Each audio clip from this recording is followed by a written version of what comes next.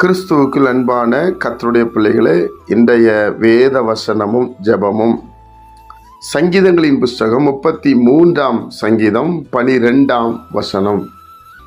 கர்த்தரை தங்களுக்கு தெய்வமாக கொண்ட ஜாதியும் அவர் தமக்கு சுதந்திரமாக தெரிந்து கொண்ட ஜனமும் பாக்கியம் உள்ளது.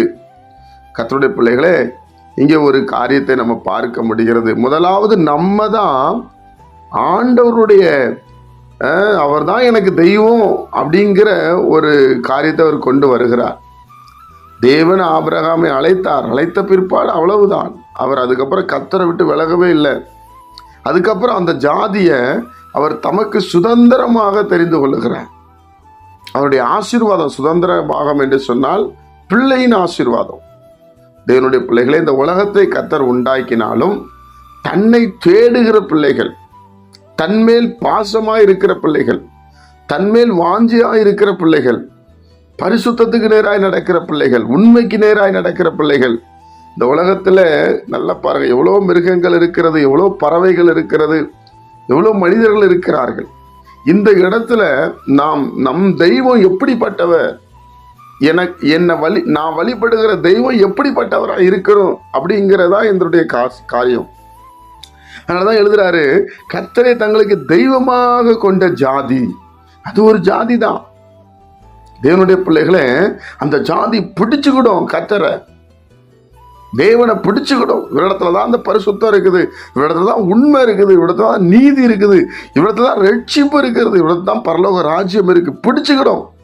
அந்த பிடிச்சுக்கிற ஜனத்தை தான் அவர் தமக்கு சுதந்திரமாக தெரிந்து கொண்டார் வேதம் சொல்லுது. அப்போ கர்த்தருடைய பிள்ளைகளே, நாம தேவனை பிடித்து கொள்ள வேண்டும், பிடித்து கொள்ளணும். ஆபிரகாம் பிடித்தார் பாருங்க.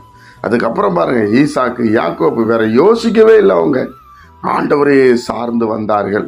தேவனுடைய பிள்ளைகளே, இப்படிப்பட்ட ஒரு உன்னதமான தெய்வத்தை தான் நாம் ஆராதிக்கிறோம், வல்லமையான தெய்வத்தை ஆராதிக்கிறோம். அதனாலதான் எழுதுறாரு, கர்த்தரை தங்களுக்கு தெய்வமாக கொண்ட ஜனம் பாக்கியம் உள்ளது, கொண்ட ஜாதி பாக்கியம் உள்ளது, தமக்கார் சுதந்திரமாக தெரிந்து கொண்ட ஜனமும் பாக்கியம் உள்ளது என்று எழுதுகிறார்கள்.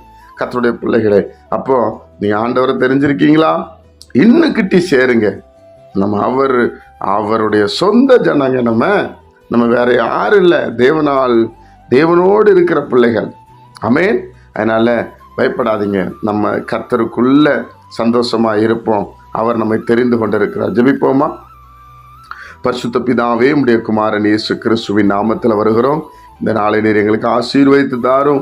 உம்முடைய சமாதானமும் சந்தோஷமும் மனநிறைவும் எங்களுக்கு உண்டாகும்படி நாங்கள் ஜெபிக்கிறோம். இப்பொழுதே உம்முடைய ஜீவன் கடந்து வரட்டும். கேட்கிற பிள்ளைகள் மேலும் உம்முடைய அபிஷேகம் இறங்கி வரட்டும். நீங்க தான்ப்பா எங்க தெய்வம், நாங்கள் விசுவாசிக்கிறோம். இயேசுவின் நாமத்தில் பிதாவே, ஆமென்.